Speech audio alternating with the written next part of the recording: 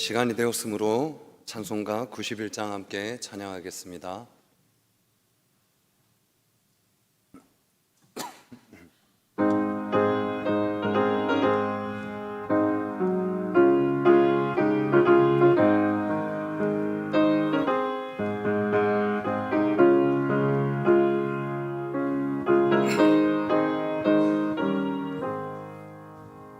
슬픈 마음 있는 사람 예수 이름 믿으면 영원토록 변함없는 기쁜 마음 얻으리.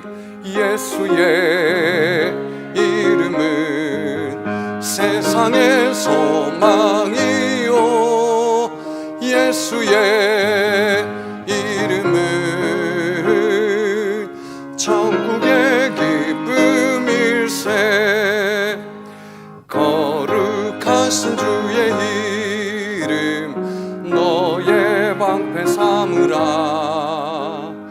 환난 시험 당할 때에 주께 기도드리라. 예수의 이름은 세상의 소망이요 예수의 이름은 천국의 기쁨일세. 존귀하신 주의 이름 우리 기쁜데도다. 주의 품에 안길 때에 기뻐 찬송 부르리. 예수의 이름은 세상의 소망이요 예수의 이름은 천국의 기쁨일세. 우리 갈 길 다 간 후에 보좌 앞에 나가 왕의 왕께 경배하며 멸류관을 드리리. 예수의 이름은 세상의 소망이요 예수의 이름은 천국의 기쁨일세. 아멘. 찬송가 214장입니다. 찬송가 214장입니다.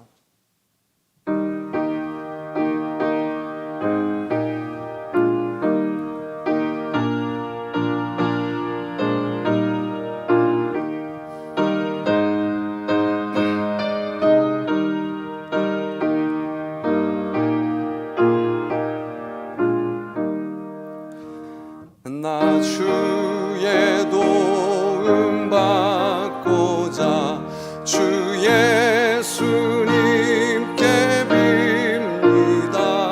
그 구원 허락하시사 날 받아주소서.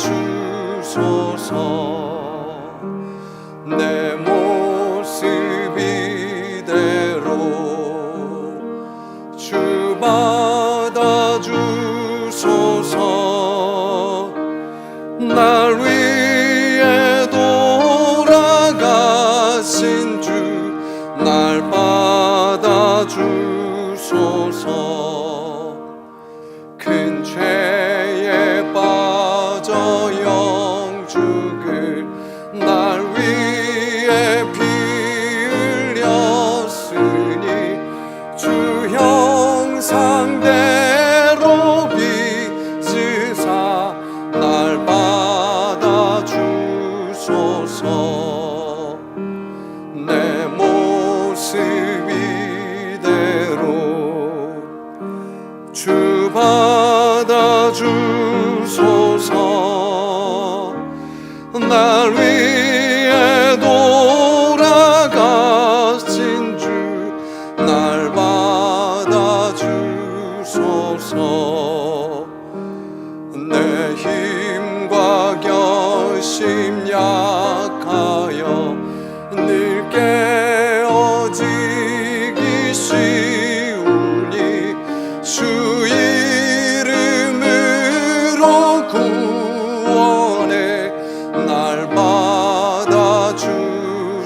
주소 내 모습 이대로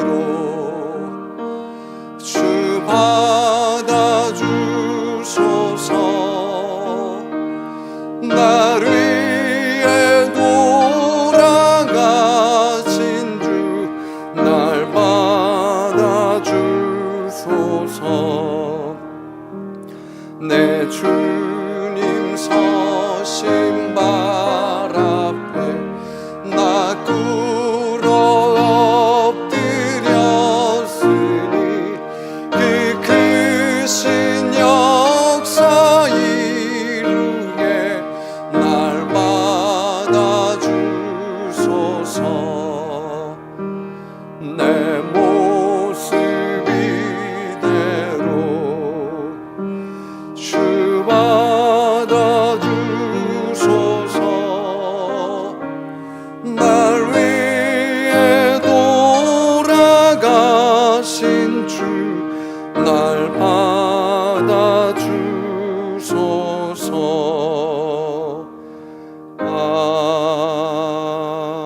아멘. 이 시간 예배를 위해서 최정임 권사님 나오셔서 기도 인도해 주시겠습니다.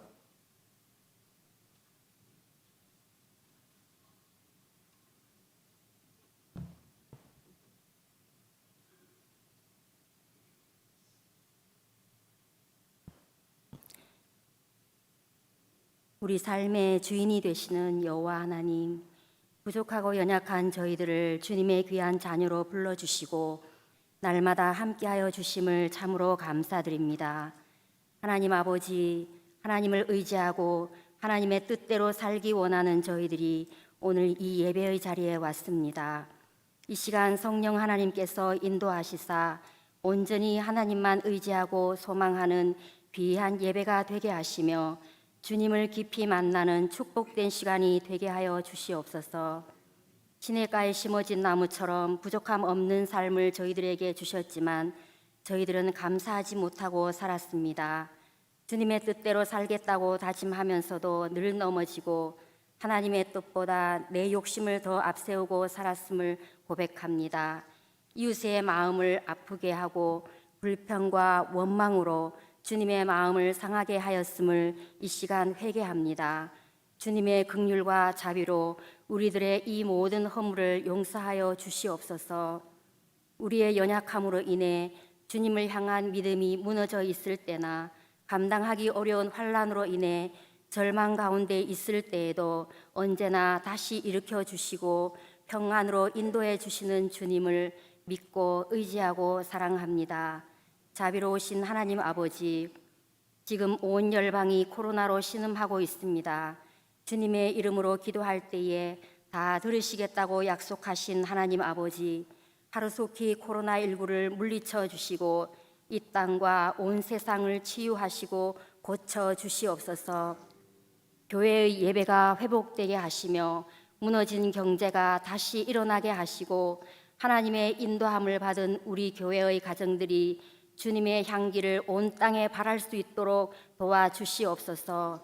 이제는 주님을 기쁘시게 하는 것이 우리의 꿈이 되고 삶의 목표가 되게 하여 주시옵소서. 사랑 많으신 하나님 아버지, 우리 교회를 지금까지 인도해 주시고 지켜주심을 감사드립니다. 특별히 귀한 목사님들을 보내주셔서 감사합니다. 오늘 말씀 전하실 때에 성령의 두루마기를 입혀주셔서 그 말씀 듣고 마치 밭에 감춰진 보화를 찾듯이 저희들이 주님을 찾고 우리의 모든 부족함이 채워지는 은혜의 말씀이 되게 하여 주옵소서. 축복의 하나님 아버지, 다음 세대를 위하여 기도합니다. 이 땅에 하나님 나라가 임하는 날까지 복음의 증인으로 살아갈 수 있도록 다음 세대를 잘 양육하고 지켜내는 교회가 되게 하여 주옵소서. 세상에 만연한 모든 악한 것들로부터 저들을 빼앗기지 않도록 도와주시고 일평생 주님 안에 거하기를 즐거워하며 주님의 나라를 든든히 세워가는 우리 아이들이 다 되게 하여 주시옵소서. 이 시간 찬양 드리는 시장 완산 금노구역을 축복하시고 주님 영광 받으시오며 또한 우리 교회의 모든 가정마다 주님 함께하여 주시고 특별히 질병으로 연약함 중에 있는 성도들 주님 어루만져 주셔서 건강하게 하시며 학업으로 직장으로 군복무로 흩어져 있는 우리 가족들도 주님의 불꽃 같은 눈으로 늘 지켜주시옵기를 간구하오며 이 모든 말씀을 예수 그리스도 이름으로 기도드립니다. 아멘.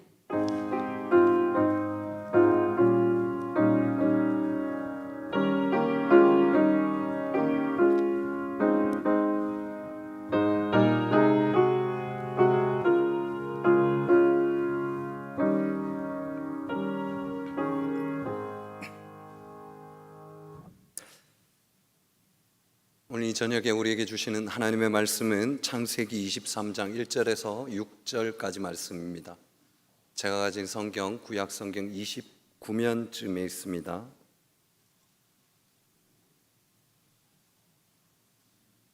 창세기 23장 1절에서 6절까지 말씀, 우리 6절 말씀인데요. 우리 다 같이 한 목소리로 함께 합독했으면 좋겠습니다. 23장 1절에서 6절까지 말씀입니다.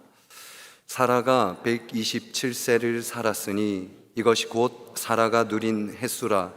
사라가 가나안 땅 헤브론 곧 기럇 아르바에서 죽음에 아브라함이 들어가서 사라를 위하여 슬퍼하며 애통하다가 그 시신 앞에서 일어나 나가서 헷 족속에게 말하여 이르되 나는 당신들 중에 나그네요 거류하는 자이니 당신들 중에서 내게 매장할 소유지를 주어 내가 나의 죽은 자를 내 앞에서 내어다가 장사하게 하시오.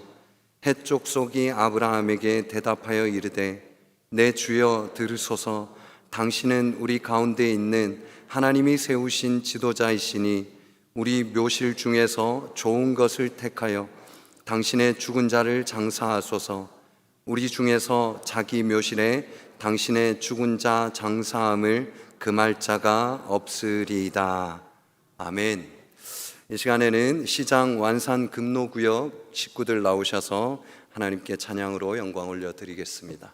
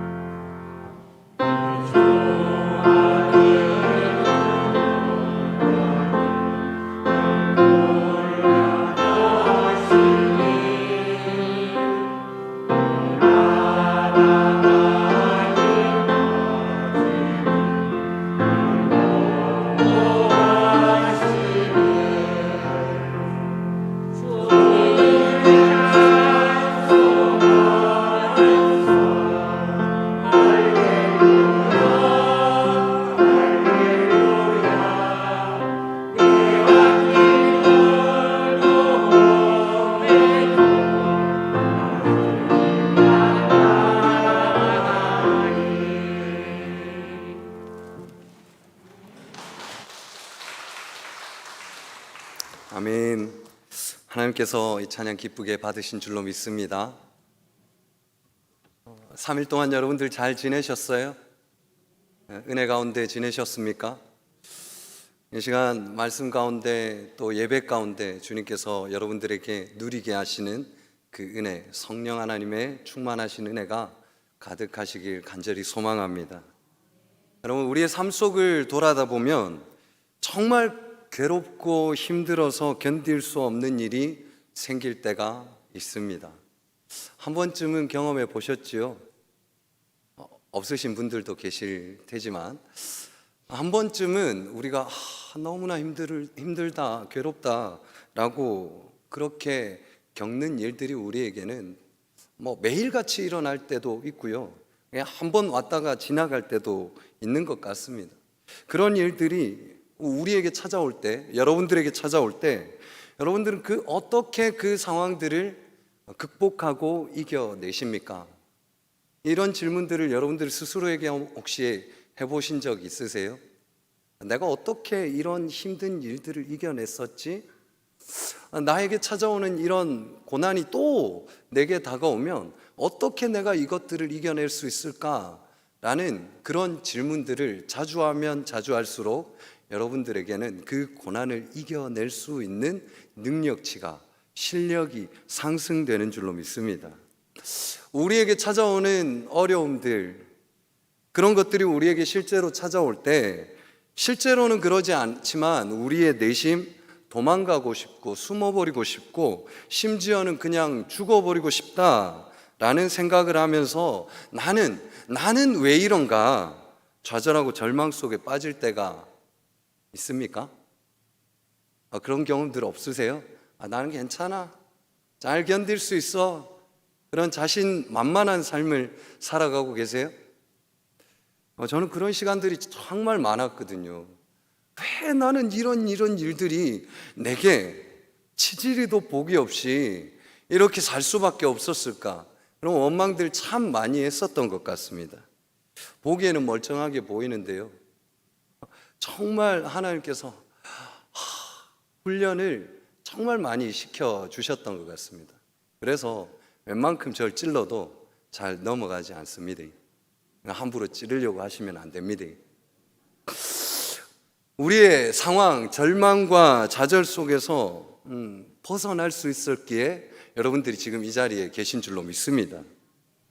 그런 상황을 우리가 겪지 못하셨던 이렇게 이 자리에 와서 예배함이 우리에게는 이미 감사의 조건이 갖추어졌다. 할렐루야. 감사의 조건이 갖추어졌습니까? 이 자리에 예배함이 여러분들의 행복인 줄로 기억하시길 바랍니다. 믿으시길 바랍니다. 여러분, 절망할 만한 일이 내게 찾아오지 않았기 때문에 감사할 수도 있는 것이고요, 절망할 일 때문에 포기하지 않고 주님의 은혜로 이겨낼 수 있어서 지금 이 자리에 나온 것 또한 감사할 만한 일들을 경험하고 있다라고 우린 자신 있게 이야기할 수 있는 것입니다.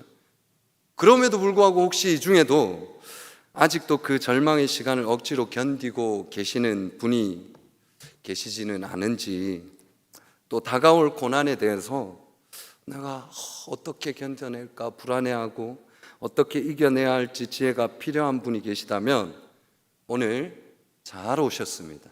오늘 말씀 가운데 위로가 되시길 바라고요, 고난을 통한 하나님의 놀라운 은혜를 맛보는 시간이 되시길 바랍니다. 그런 의미에서 여러분들 옆에 계신 분들과 함께 이렇게 인사해 보시길 원하는데요, 잘 오셨습니다. 네, 저를 따라 이렇게 인사하는 거예요. 힘든 일이 생길 때면, 옆 사람 보시면서 힘든 일이 생길 때면 두려워하지 마세요. 하나님이 성도님의 삶을 더 복되게 이끌어 가실 줄 믿습니다. 할렐루야. 네, 하나님께서 여러분들의 삶을 더 선하게, 더 복되게 이끌어 가시기 위해서 자그마한 때로는 큰 고난들도 주신다는 사실을 기억하셨으면 좋겠습니다.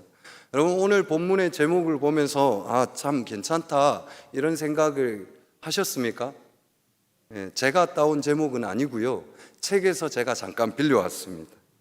김상복 목사님께서 지으신 책의 제목만 보고 제가 따왔는데, 그 책에 잠깐 언급하고 있는 내용이 핵심되는 글이 있어서 여러분들에게 소개하고자 합니다.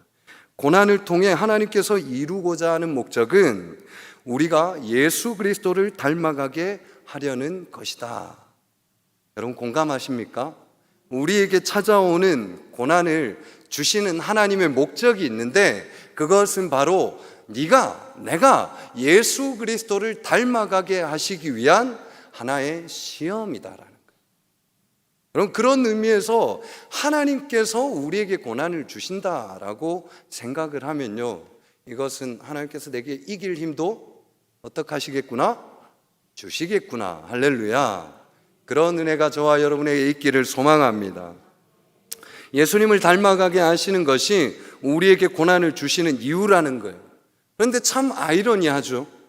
꼭 우리에게 고난이라는 힘듦을 경험하게 하셔서 예수님을 닮아가게 하신다는 것. 저는 이런 질문을 많이 했습니다.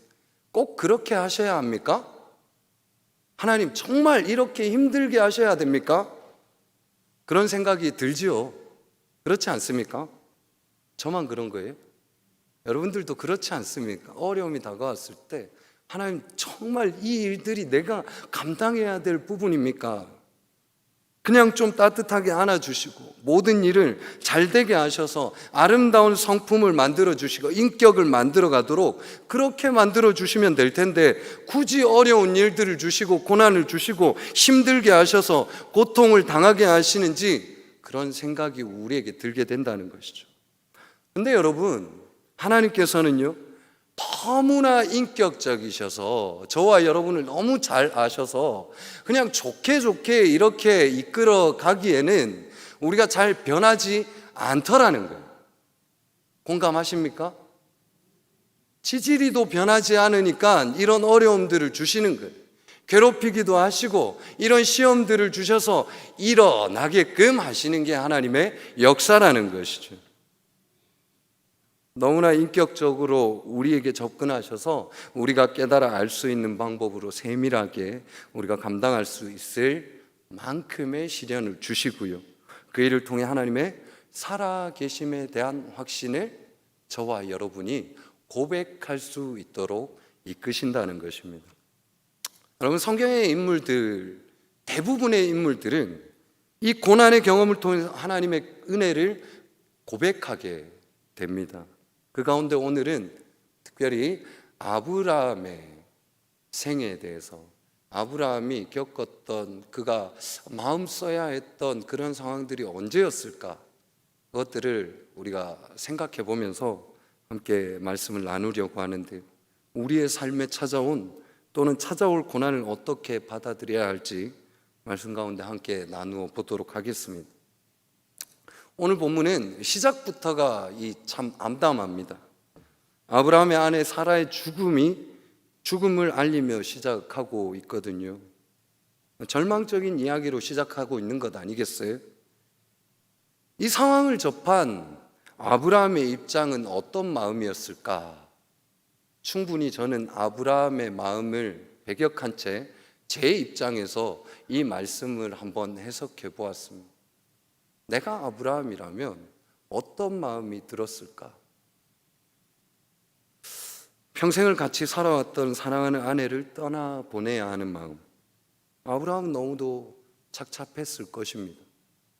대부분의 사람들이 이 죽음이라는 것 앞에서는 커다란 상심을 경험하기 마련이라고 합니다.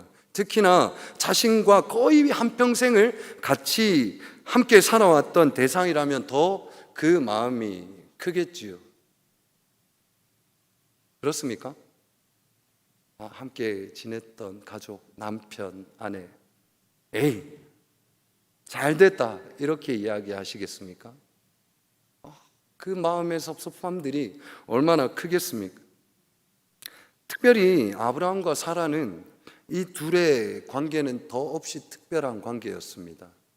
아브라함과 사라라는 그 부부, 이 부부가 하나님과의 관계가 어떠했는가? 이들은 하나님과 언약을 맺었던 사람들이었어요. 하나님의 직접적인 계시를 통해서 자신의 이삭을 선물로 받았던 사람이었습니다. 특히나 하나님이 이 부부에게 했던 약속들이 몇 가지가 있었는데요. 그 첫 번째로 창세기 12장 2절 말씀에 보면 이렇게 기록하고 있습니다. 내가 너로 큰 민족을 이루고 내게 복을 주어 내 이름을 창대하게 하리니 너는 복이 될지라 라고 이야기하고 있습니다. 하나님께서 복을 주시겠다라고 약속하시며 말씀하시는 것인데요, 내가 너로 큰 민족을 이루시겠다라고 하시는 말씀의 본질적인 의미는 하나님과 사라에게서 난 네 자손을 통해, 네 자녀를 통해 내가 큰 민족을 이루겠다라고 약속하신 거예요. 그런데 하나님이 말씀하신 큰 민족을 이루신다라는 것은 현재 아브라함의 입장에서 한번 살펴보자는 거예요. 아브라함의 입장에서 볼 때 어떻게 큰 민족이 이루어져 가고 있는 것 같습니까? 그런 것 같아요. 우리의 믿음의 눈이 아니라 현실적인 이성적인 눈으로 한번 판단해 보자는 거예요. 여러분, 큰 민족을 이루려면 상식적으로 무엇부터 있어야 돼요? 후손들부터 많아야 됩니다. 가정을 이룰 것이고 후손들이 많아야 민족은 고사하고 마을이라도 이루어내지 않겠습니까? 그런데 어때요? 지금 아브라함의 상황은 그냥 딸랑 자녀 한 명만 주신 상태였습니다. 그것도 아브라함의 나이 100세, 사라 나이 90세 때 딱 한 명 주셨어요. 이삭이라고 하는. 그러고 그 이름을 기쁨이라고 이름을 지어 주셨습니다. 여러분, 약속대로 되려면 이삭을 낳고도 오늘 본문에 사라가 죽기 전까지 37년이라는 시간이 있었어요. 그 시간 동안 하나님께서 주구장창 낳아 주셔야 민족을 이룰 수 있는 어떤 환경이 되고 배경이 되었을 거예요. 근데 현실은 어떻다는 거예요? 축구팀, 야구팀 이런 것도 아니에요.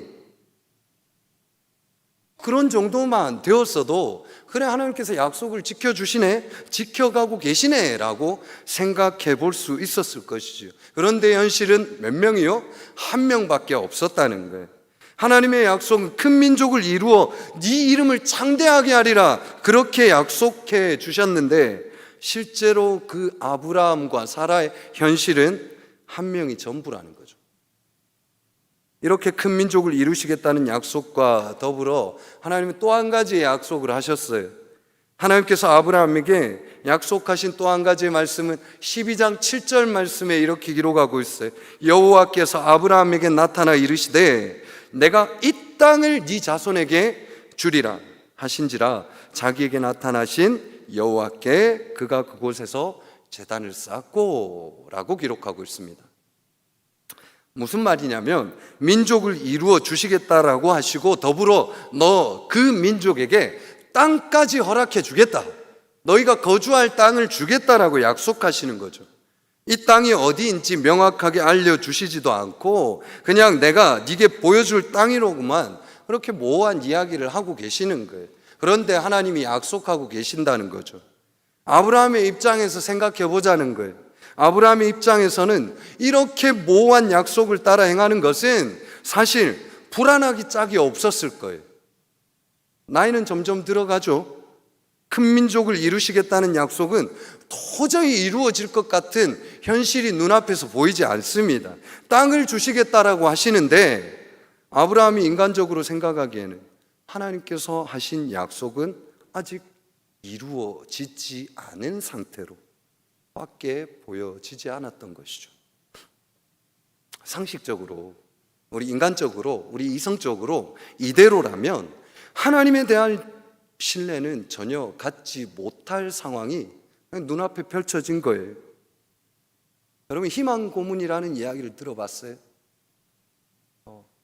희망적인 것들을 제안하면서 그 사람들을 고문한다는 거예요. 될 거야, 될 거야, 그렇게 이야기하면서 유혹한다는 거예요. 실제로 그것이 이루어지지 않으면서. 마치 아브라함의 입장에서 바라본 하나님에 대한 그런 관점은 이렇게 바라볼 수도 있었을 것 같습니다. 하나님 주신다면서요, 약속하셨잖아요. 그런 생각으로 우리가 바라볼 수 있지 않겠습니까? 보십시오. 민족도 이루어져야 하고 하나님이 보여주실 땅도 어딘지 모르겠고 그렇게 정처 없이 나그네 인생을 살아가고 있는데 거기다 엎친 데 덮친 격 그 일들이 우리 안에서 지금 아브라함의 삶에서 일어나게 되는 거예요. 사랑하는 아내의 죽음까지 맞이하게 됩니다. 아내 사라가 죽게 된 거예요.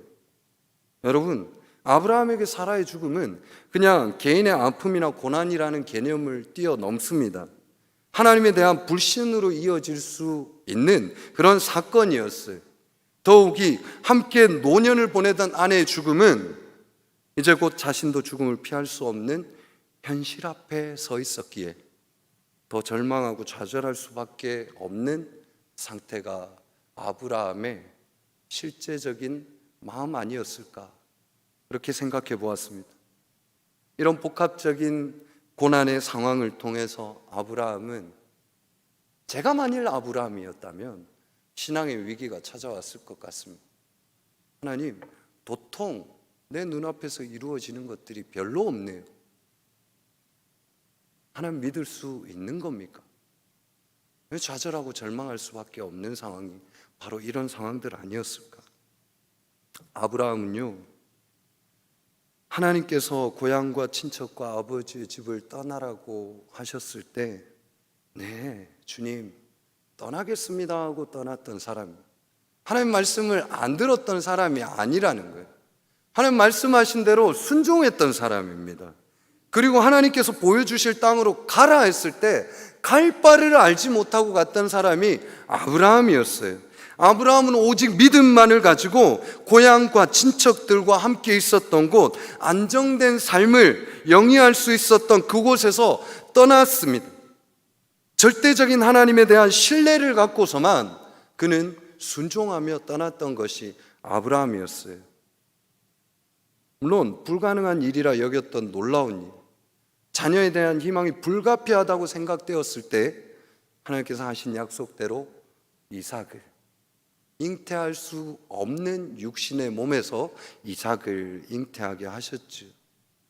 그러나 하지만 우리 인간의 기준으로서는 하나님의 약속은 아직 성취되지 않은 상태로 볼 수밖에 없는 상황으로만 보여진다는 것이죠.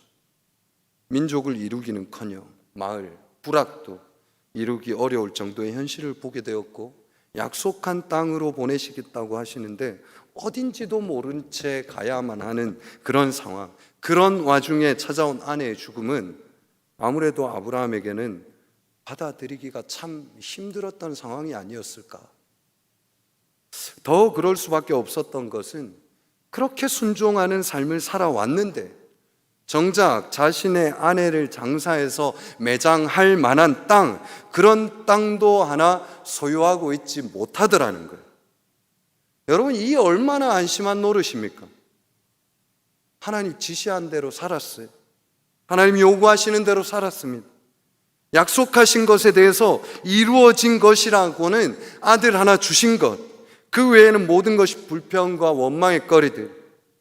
아브라함의 인간적인 면에서는 절망하고 좌절할 수밖에 없는 상황이 계속해서 눈앞에 펼쳐지는 일들로만 가득 차 있었던 것이죠.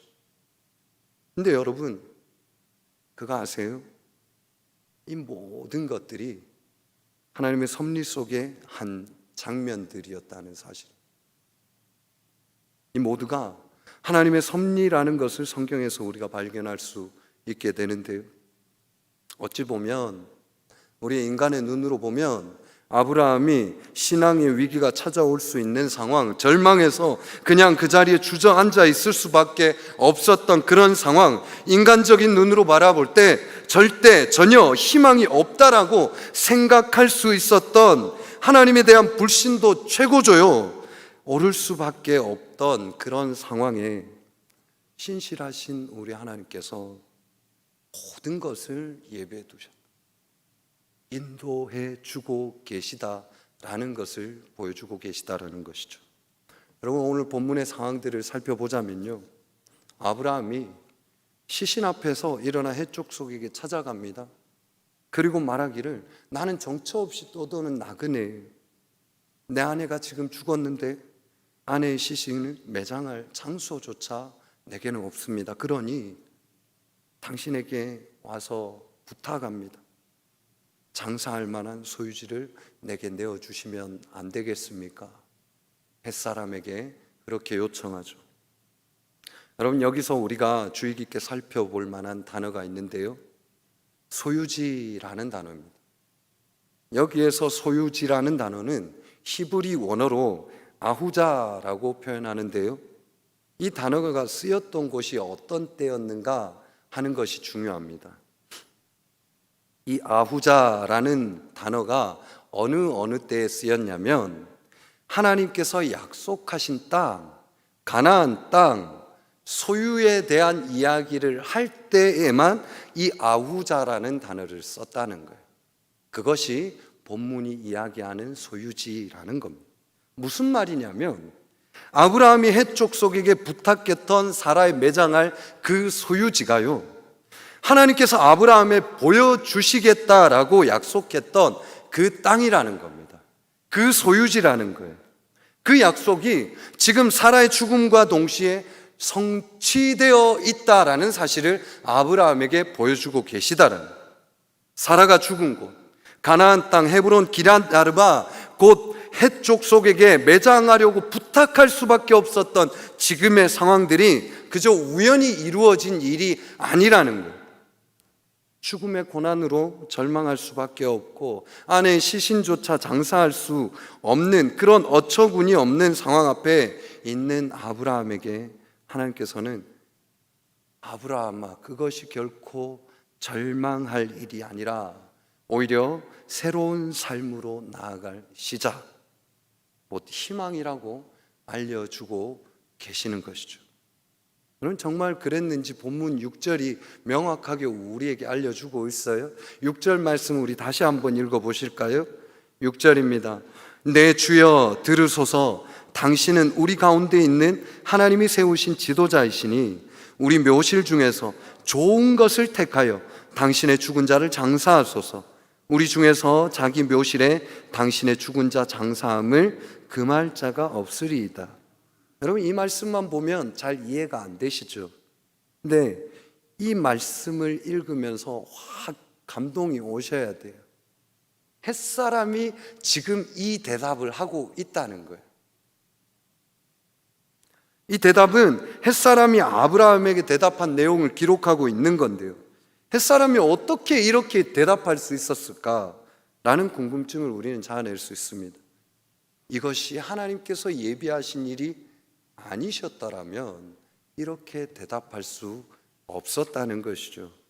지금 대화의 내용을 볼 때 아브라함과 햇사람과의 사이에서는 이렇게 이야기할 만한 이해관계가 있을 수 있는 그런 정황도 배경도 주어지지 않았습니다. 더욱이 아브라함의 말하기를, 이 햇사람에게 말하기를 뭐라고 이야기하고 자신을 어떻게 소개하고 있어요? 나그네입니다, 거류하는 자입니다 라고 그렇게 고백하고 있지 않습니까? 지금 햇사람의 태도는 도저히 나그네에게 대하는 태도라고 하기에는 누가 보아도 비정상적인 태도를 보이고 있지 않습니까? 내 주여, 하나님이 세우신 지도자여, 당신의 죽은 자 장사함을 금할 자가 없으리이다. 어찌 이런 말을 했겠냐는 거예요. 이런 표현들이 어떻게 자연스럽게 나그네를 향해 나올 수 있었겠냐는 것입니다. 아내가 죽고 고난에 처하고 심지어 아내의 시신조차 장사할 수 없는데 그렇게 기가 막혀 사방이 가로막혀 있는 것과 같은 절망의 상황 속에 있던 아브라함에게 하나님께서 마치 이렇게 말씀하시는 것 같이 6절 말씀이 아브라함에게 던져지고 있는 것 아니겠어요? 내가 너에게 이렇게 준비해 놓고 있었어. 실망하지 말아라. 할렐루야. 여러분, 이것이 하나님께서 우리의 고난 가운데 일하시는 모습이라는 것이죠. 절망에 빠질 수밖에 없는 것 같아 보입니다. 벼랑 끝에 서 있는 것 같지만 그게 전부가 아니래요. 여러분들도 한번 돌아보십시오. 그 고난의 때를 한번 되짚어 보시길 바랍니다. 그때는요, 정말 그때는요, 하나님의 계획하시는 새로운 삶으로 옮겨가시기 위한 터닝 포인트, 우리를 이끌어 가시기 위한 출발점이라는 사실인 거죠. 우리에게 정말 감당하기 힘이 들고 어려운 고난이 찾아올 수 있습니다. 그때 여러분, 우리를 향해 사탄이 어떻게 유혹하는지 아세요? 그래, 지금 너 절망해야 돼, 포기해야 돼, 좌절해서 넘어져 버려야 돼. 그렇게 우리를 유혹한다는 것이죠. 이거는 사탄의 속삭임. 여러분, 고난이 찾아와서 절망 가운데 우리가 매여 있다면 사탄의 속삭임에 유혹받고 있다라고 여러분들 기억하시길 바래요. 고난 속에서 하나님께서는 늘 신실하게 우리에게 말씀하시죠. 내가 널 위해 지금도 일하고 있다. 내가 널 위해 지금도 예비해 놓고 너를 새로운 길로 이끌려고 인도하려고 너와 함께 붙어 있는데 왜 너는 나를 보지 못하고 있니? 그렇게 이야기하시는 것 아닐까요? 여러분, 이렇게 우리가 흔들어도 절대 흔들리지 않는 방법은요, 그 고난이 조금 더 하나님의 사람으로 만들어 가시는 과정임을 우리가 입술로 삶으로 고백해 내는 겁니다. 주님께서 이 시간들을 통해 더 주님과 친밀한 관계를 갖기를 원하시는 시간이 지금 바로 이 고난의 시간이구나. 우리에게 더 크고 놀라운 일을 계획하시고 이루어 가시기를 원하신다는 거예요. 여러분, 우리에게 고난이 찾아왔을 때 우리의 생각과 상식에 머물러 있는 순간 오늘 제가 여러분들에게 펼쳐드린 아브라함의 마음이 이러지 않았을까? 여러분, 그것은 인간의 상식은 그렇게 바라볼 수가 있었던 거죠. 하지만 믿음의 사람, 순종의 사람, 하나님의 사람 아브라함은 그런 상황 가운데에서도 굴하지 않았더라는 것. 하나님께서 이끌어 가실 것에 대해서 그는 익히 알고 있었고 더 교만하지 않고 겸손한 삶을 살아가는 아브라함의 모습을 보여주고 있다라는 것입니다. 여러분, 고난이 찾아왔습니다. 우리의 상식과 우리의 생각에 머물러 있는 순간 우리의 마음은 이렇게 생각이 들 거예요. 왜 이렇지? 왜 이렇게 나만 불행하지? 도저히 나에게는 희망이 있는 걸까? 그런 나약한 마음을 가지게 될 것입니다. 그러나 하나님께서 우리에게 원하시는 마음은요, 고난 중에 나를 도우실 하나님만 의지하기를 원하십니다. 내가 할 수 없다라는 것을 인정하기를 원하시고 하나님께 맡겨드리기를 원하세요. 그분이 원하시는 대로 내가 이겨내고 극복하고 성숙하고 성장하는 게 아니라 그분의 도우심을 힘입어서, 할렐루야, 그분이 나를 이끌어 주셔서 주님께서 나와 함께 하실 때 우리는 그 고난 가운데에서 절망이 아니라 희망을 볼 수 있는 줄로 믿습니다. 우리의 삶 속에 힘듦이 늘 찾아올 수 있어요. 지금도 힘들다 여겨질 수 있습니다. 하지만 우리가 희망을 볼 수 있는 것은 주님과 함께 내가 손잡아 있을 때만이 깨달을 수 있다는 거예요. 주님의 손을 놓는 순간 우리는 사탄의 속삭임에 또 유혹될 겁니다. 너 절망해야 돼. 너 힘들어야 돼. 너 괴로워야 돼. 여러분, 이 소리 듣고 살고 싶습니까? 저는 그렇게 살고 싶지 않습니다. 어려움이 다가올지라도 주님, 이 고난을 통해 내가 더 성숙하고 주님이 원하시는 모습으로 닮아가기를 원합니다. 그렇게 고백할 수 있는 조금 실력 있는, 그렇게 애써 살아갈 수 있는 우리 영천제일의 모든 식구들 되시길 간절히 축복합니다. 견디기 힘들어 울며 불며 속상해 하실 일이 있으시다면 그때는 주님께서 여러분들 더 만나기를 원하시는 시간이라고 기억하시길 바랍니다. 그때 그 주님의 손을 잡았을 때 세상이 줄 수 없는, 세상이 만족하게 할 수 없는 그 평안이 저와 여러분에게 찾아오게 되는 줄로 믿습니다. 그 평안을 누리시기 위해 좀 더 애쓰시고 우리의 삶 가운데 함께 하시는 그 주님을 바라보는 우리 모두가 되시길 간절히 축복합니다. 함께 기도하겠습니다. 사랑의 하나님 아버지, 오늘 또 저희를 이곳으로 불러주셔서 너무나 감사합니다. 절망할 수밖에 없는 저희를 일으키시는 주님, 고난 속에서 더욱 우리를 붙잡아 주시길 원하시는 주님, 우리의 모든 상황 속에서 주님을 찬양하며 살아가는 저희들이 되게 하여 주시옵소서. 주님과 동행하며 어려움 속에 더 굳건한 신앙인으로 세워져가는 우리 영천제일의 모든 식구들 되도록 인도하여 주시옵소서. 언제나 우리와 함께 동행하여 주시는 예수님의 이름으로 간절히 기도합니다. 아멘. 우리 찬송가 365장 함께 박수하면서 찬양했으면 좋겠습니다.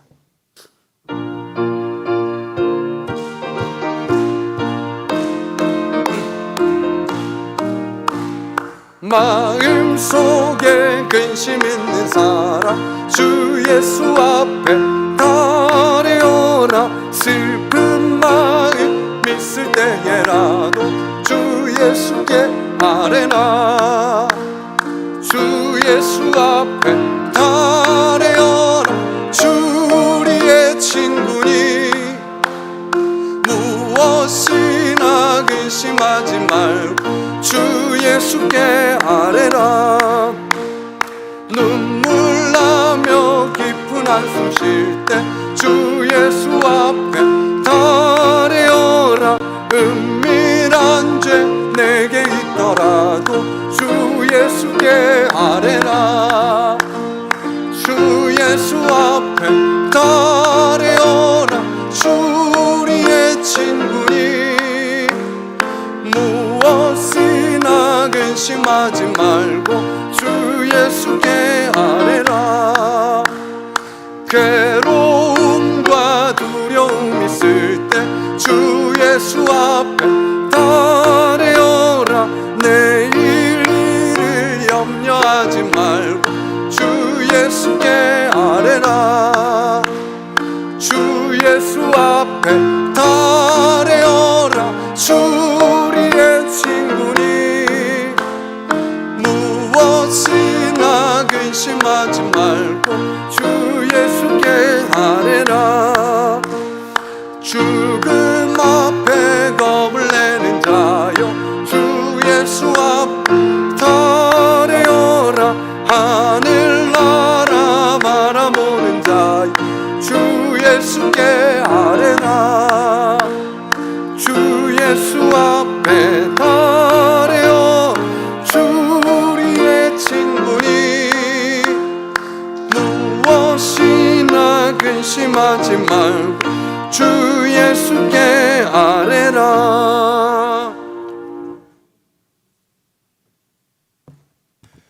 할렐루야. 우리 삶의 주인이 하나님이신 줄 믿습니다. 우리 삶의 주인이 나 자신이라면 염려하고 근심하고 걱정하는 게 맞겠죠. 우리 삶의 주인은 전능하신 하나님이십니다. 여러분 삶 속에서 하나님을 늘 바라보시고 하나님께 집중하며 살아갈 수 있기를 바랍니다.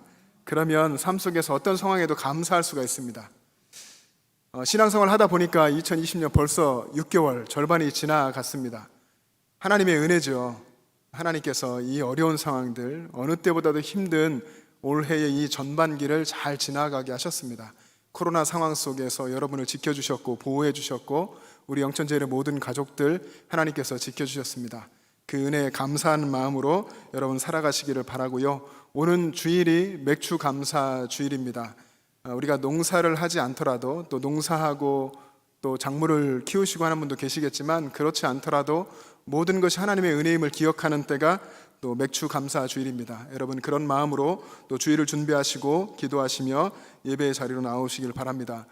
코로나19의 종식을 위해서 여러분 계속해서 기도해 주시고 또 이 상황 속에서 하나님의 뜻을 여러분 자신의 삶에서 찾기를 힘쓰시고요. 여러 가지 예방하는 수칙들을 잘 지켜주시기를 바랍니다. 특히 교회에 들어오실 때에 여러 가지 절차들이 있잖아요. 그 부분들을 잘 지켜주시면 좋겠습니다.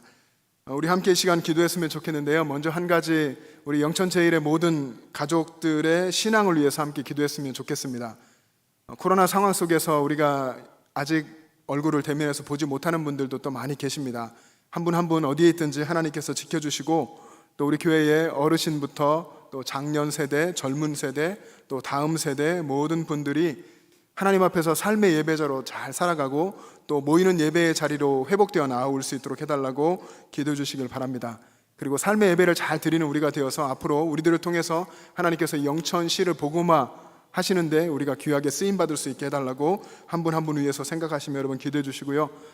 특별히 나라와 민족을 위해서 함께 기도했으면 좋겠습니다. 여러 가지 법제화의 그런 과정들, 그런 부분들이 있는데 여러분 기도해 주시고 정말 이 나라에 하나님의 공의가 세워지고 하나님의 뜻이 이루어지는 나라가 될 수 있도록 해달라고 기도해 주시고 그런 부분에서 믿음의 사람들이 정말로 마음을 다하여서 기도하고 그 일들을 위해서 힘쓸 수 있도록 그런 이 나라 민족 될 수 있도록 해달라고 같이 기도하겠습니다. 우리 주여 세 번 부르시고 합심하여서 기도하겠습니다.